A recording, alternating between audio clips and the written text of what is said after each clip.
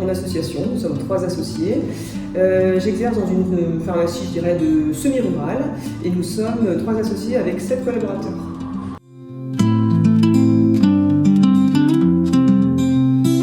Notre pharmacie est engagée dans la certification qualité ISO 9001 QMS Pharma depuis une dizaine d'années et plus récemment, depuis 2 ans, là, dans la labellisation ECOR.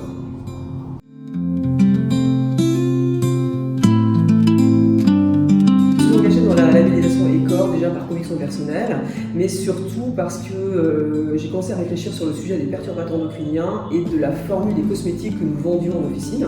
On est quand même un peu référent, surtout auprès des jeunes mamans, des jeunes enfants. Les parents attendent de nous le vrai conseil.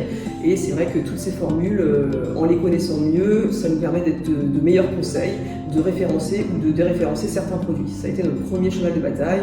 Et sur ce sujet, j'ai encadré donc 2 thèses avec des étudiants de 6e année sur les perturbateurs endocriniens dans les cosmétiques.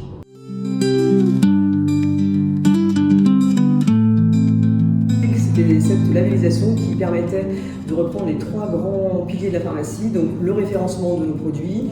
Ça permettait également d'accompagner l'équipe et ça permettait aussi de nous accompagner sur l'organisation générale de la pharmacie, espace client et back-office.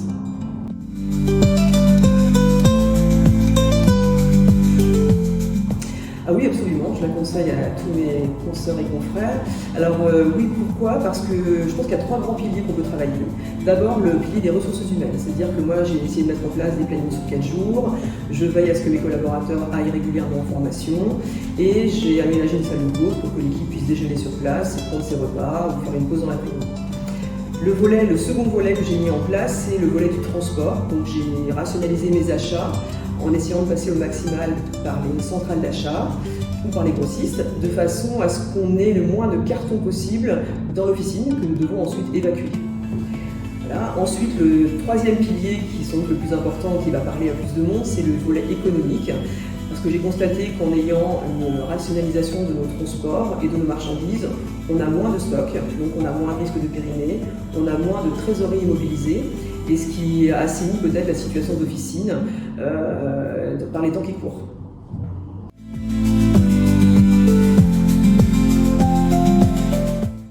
Eh bien, je suis toujours auprès de mes patients à essayer de au maximum leur faire apporter leur sac réutilisable.